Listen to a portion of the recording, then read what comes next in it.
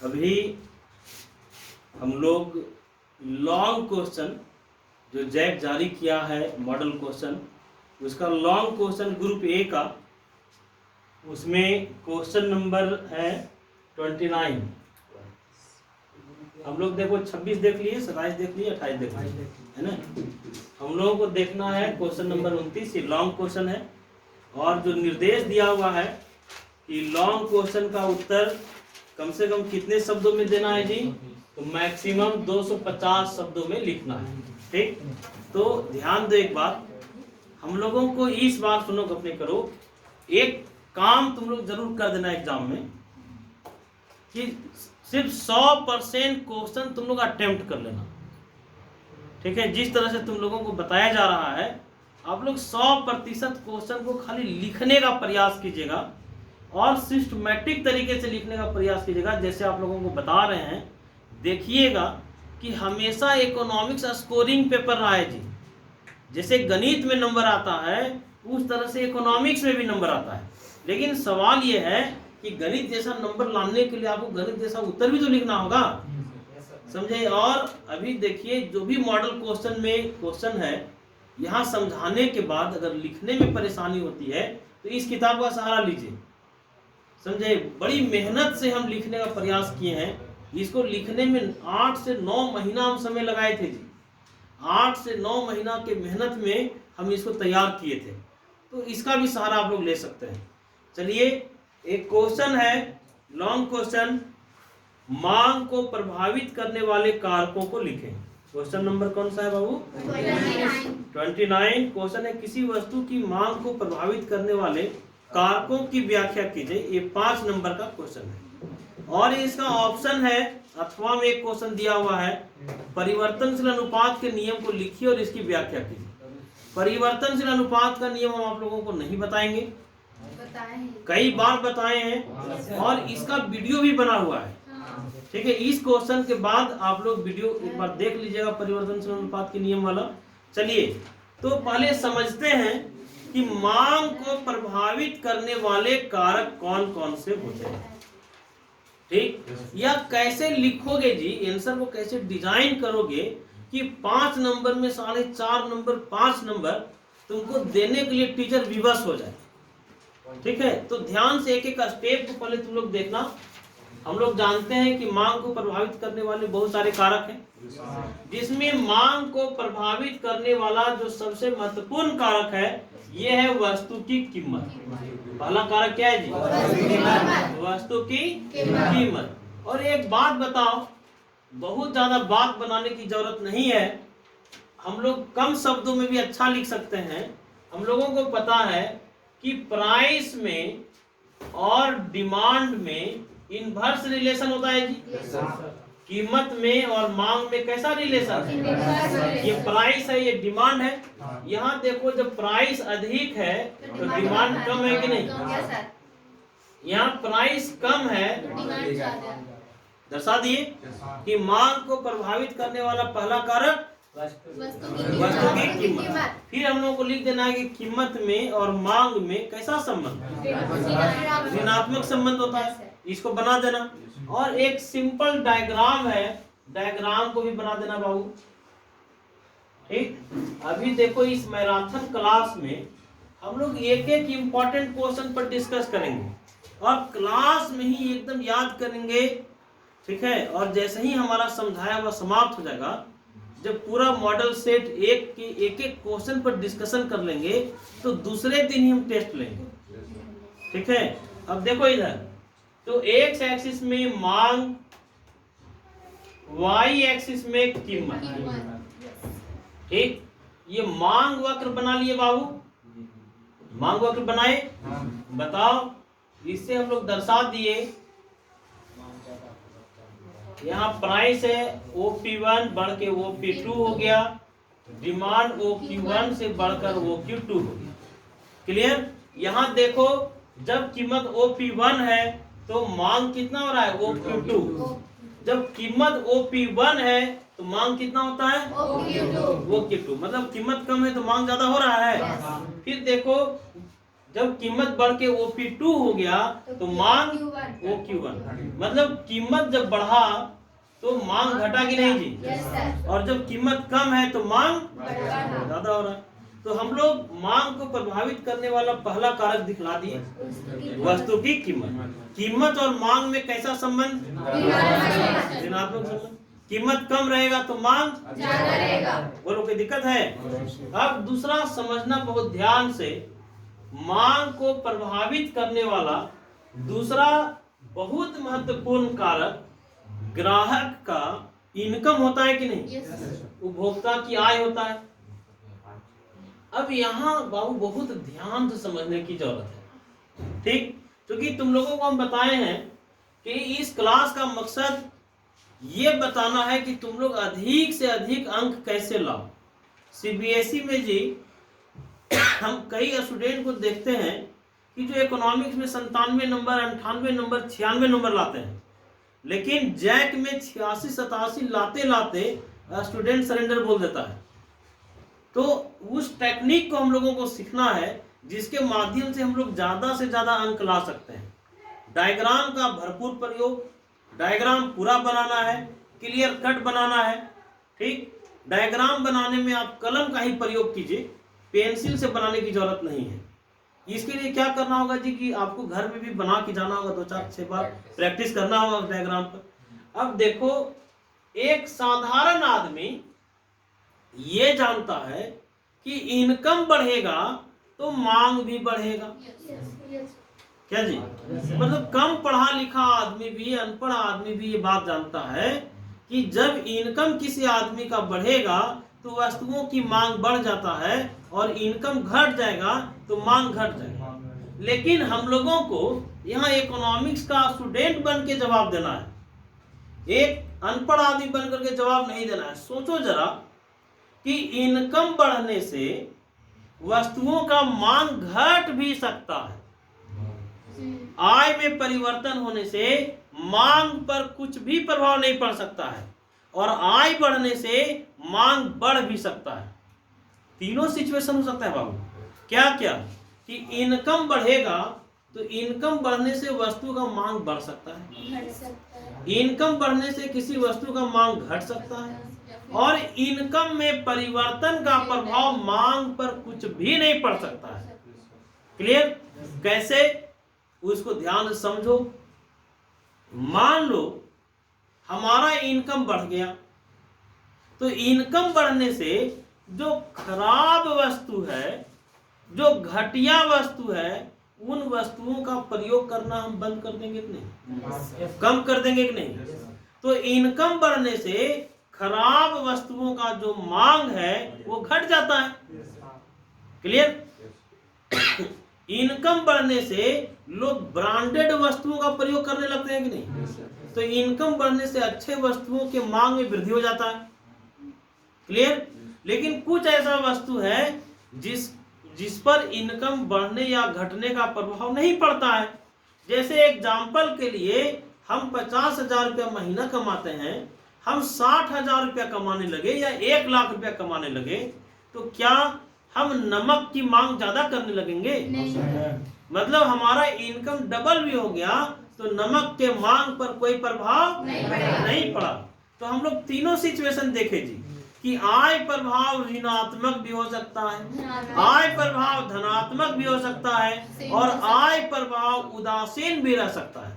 आय प्रभाव क्या क्या हो सकता है बोलो? ऋणात्मक हो सकता है, धनात्मक हो सकता है, और उदासीन भी हो सकता है। समझ गए बात? अब यहाँ समझना, इसी बात को दर्शाने के लिए हम एगो डायग्राम बना देंगे, क्योंकि अभी तुरंत बात किए थे कि अधिक अंक लाना है आपको, अपनी कॉपी दूसरे लोगों के कॉपी से थोड़ा अलग दिखलाना है, तो डायग्राम। ठीक?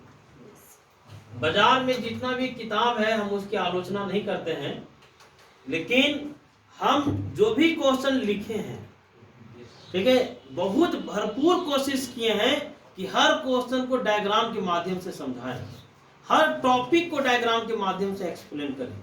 देखो, जैसे ये बजट लाइन हम लोग बनाए, A B या A1 B1। अगर इनकम बढ़ गया तो तुम लोग पढ़े हुए हो बाबू कि बजट रेखा ऊपर की ओर स्थानांतरित होगा कि नहीं? A1 ये A2 B2, ठीक है। इनकम और ज्यादा बढ़ गया, देखो डायग्राम को ध्यान से देखना, B3 A3, ठीक है। इनकम मान लो और बढ़ गया तो A4 और B4। अच्छा बताओ, ये A1 B1 A2 B2 A3 B3 ये सभी क्या है? ये बजट रेखा है, ये कीमत रेखा है। ये बताता है कि जब अन्य बातें समान रहे, इनकम बढ़ेगा तो बजट रेखा ऊपर की ओर स्थानांतरित हो जाएगा। क्लियर? कोई दिक्कत है जी यहाँ तक? अभी हम लोग बना रहे हैं ICC कर्व। तो सवाल ये है बाबू, ये ICC का क्या मतलब होता है? ICC का मतलब है इनकम कंजम्पशन कर्व। बोलो, इनकम कंजम्पशन कर्व। ICC का फुल फॉर्म बोलो। एक्स एक्सिस में वस्तु एक्स है, वाई एक्सिस में वस्तु वाई है। बोलो जी, एक्स एक्सिस में, वाई एक्सिस में।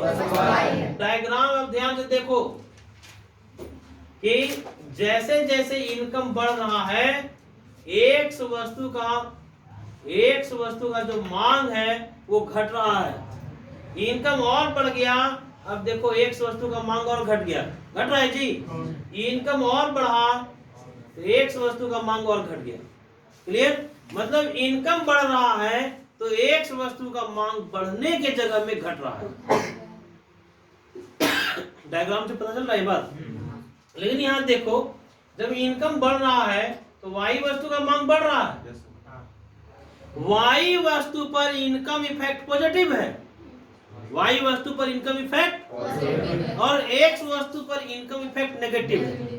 ठीक, अभी 2 मिनट पहले हम लोग चर्चा किए, एक क्वेश्चन और पूछ सकता है कि घटिया वस्तु और सामान्य वस्तु में अंतर क्या है। अब तुम लोग इसमें बात बनाने लगोगे नहीं, और नंबर जो है सो आप लोगों को गोल मटोल मिल जाएगा, एवरेज मार्किंग हो जाएगा। वहां एकदम क्लियर कट लिखना कि घटिया वस्तु कौन वस्तु है, तो वैसा वस्तु जिस पर इनकम इफेक्ट नेगेटिव होता है। बोलो जी, क्या बोले? जिस पर इनकम इफेक्ट नेगेटिव होगा। आय बढ़ेगा और किसी वस्तु की मांग यदि घट गया तो समझ लो कि वह वस्तु कैसा होगा, घटिया वस्तु होगा। और अगर किसी वस्तु पर इनकम इफेक्ट पॉजिटिव है तो बोलो कैसा वस्तु होगा जी? सामान्य वस्तु होगा। यहाँ बताओ, एक्स वस्तु पर इनकम इफेक्ट कैसा है? ऋणात्मक है। और वाई एक्सिस पर, वाई वस्तु पर इनकम इफेक्ट पॉजिटिव है, धनात्मक है। तो वाई वस्तु कैसा वस्तु होगा? अच्छा वस्तु। और एक्स वस्तु क्लियर? तो हम लोग एक बार फिर से रिपीट कर लें कि मांग को प्रभावित करने वाला दूसरा कारक क्या है बाबू? आय बढ़ेगा तो मांग कोई जरूरी नहीं। आय बढ़ने से मांग और आय में परिवर्तन होने से मांग पर कोई प्रभाव नहीं भी पड़ सकता है। ये डायग्राम समझ में आ गया? डायग्राम बनाने में दिक्कत होगा तो किताब में देख लेना, इसमें है। अब एक डायग्राम और बता रहे हैं तुम लोगों को, क्योंकि तुम लोगों की जो कॉपी है वो दूसरे स्टूडेंट की कॉपी से डिफरेंट दिखना चाहिए। तो उसके लिए हम लोगों को डायग्राम का भरपूर यूज भी करना है। एक डायग्राम देखो, बोर्ड में हर स्टेप को देखो कि डायग्राम बनाते कैसे हैं। ठीक, किताब आप लोगों के पास है, बाद में देखिएगा। ये बजट लाइन बना लिए जी, कोई दिक्कत है? इसका नाम दे दो A1 B1, बोलो A2 B2 A3 B3। ठीक, ये हम लोग बनाए ICC। ICC का फुल फॉर्म इनकम। इसे क्या पता चल रहा है कि यहाँ देखो ये बताओ जी, ये इंडिफरेंस कर्व है IC1, IC2, IC3। तुम लोग बताओ कि जब इनकम बढ़ रहा है तो एक वस्तु के मांग पर कोई प्रभाव पड़ रहा है? इनकम बढ़ रहा है लेकिन एक वस्तु पर कोई प्रभाव नहीं पड़ रहा। लेकिन इनकम बढ़ रहा है तो वाई वस्तु का मांग बढ़ रहा है कि नहीं जी? तो वाई वस्तु पर इनकम इफेक्ट पॉजिटिव है और एक वस्तु पर नेगेटिव नहीं है, उदासीन है। क्लियर?